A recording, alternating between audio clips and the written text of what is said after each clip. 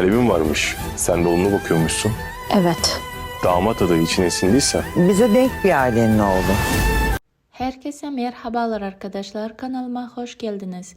Melih Hançer'le konuştu ve ondan Cihan'a mümkün olan en kısa sürede gerçeği söylemesini istedi.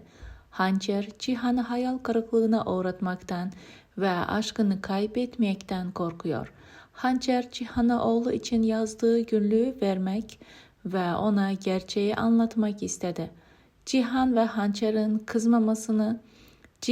Hançer'in mutlu olmasını isteyenler yorumlar kısmına bolca mavi boncuk, kırmızı kalp bırakmayı unutmayın. Hançer Cihan'a baştan başlamak isteyip istemediğini soran bir mektup yolladı. Aysu Cihan'ın masasına bu defteri koydu. Ancak Melih Sinem'in evlenmeye zorlanacağını öğrenince konağa geldi. Cihan Melih'in hançeri almaya geldiğini düşünüyor. Cihan Melih'e silah doğrultacak. Hançer Cihan'ın Melih'i öldüreceğinden korkuyor.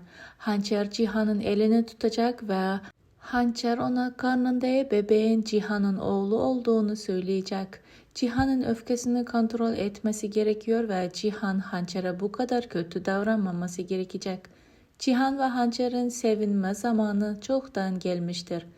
Aysu, Melih'ten ayrıldığı için Sinem'e çok üzüldüğünü gördü.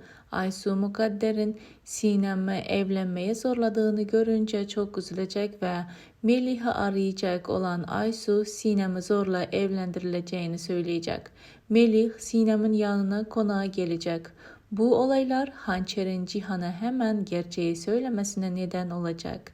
Peki arkadaşlar, sizce Hançer Cihan'a gerçekleri bu sefer söyleyebilecek mi? Fikirlerinizi yorumlar kısmında bizlerle paylaşmayı ve kanalımıza abone olmayı, bildirimler tuşunu açmayı unutmayın. Yeni analizler en kısa sürede sizlere gelmeye devam edecek. Şimdilik hoşça kalın. Allah'a emanet olun.